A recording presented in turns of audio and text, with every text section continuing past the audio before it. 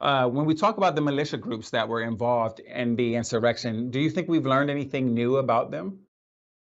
Well, I mean, we've learned quite a bit about them. We've already, for some time, knew about the internal organization of these groups. This book was started in August 2020. It actually went, excuse me, actually went out to the publisher in December 2020 and was pretty much completed last August. And we've not learned very much more about them other than the fact that we know who they are now. We know who the individual players, the perpetrators, but many of them were known before. It's just the news media didn't understand the context in which they were forming these groups: the Proud Boys, the Oath Keepers, the 3% Militia, and an entirely new wing of what I call the Trump Insurgency in the United States, or acronym T.I.T.U.S, which was the Republican Party itself is now an insurgent party that wants nothing to do with governing, but merely operates in order to keep the pressure on to take power at some future date, and then, of course, stop relinquishing power.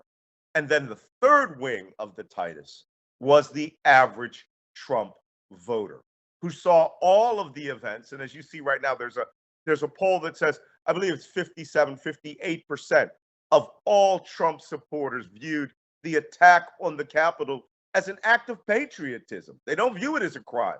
They view it as them defending America, which means now we're at a point where a very large swath, millions upon millions of Americans, view whatever crimes they do as legitimate forms of protest, even if it involves death, murder, mayhem, besieging our top institutions. Whereas, they have no problem watching a man get shot 90 times in the back while running away from policemen.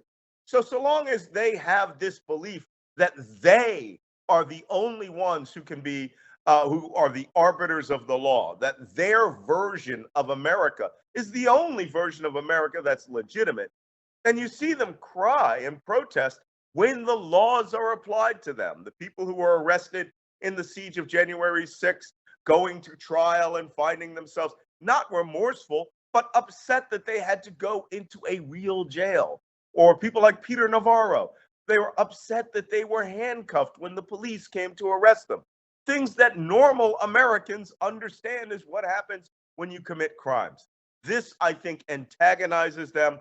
It fosters their inherent sense of victimhood because they are the worst whining victors that we have ever seen in American history.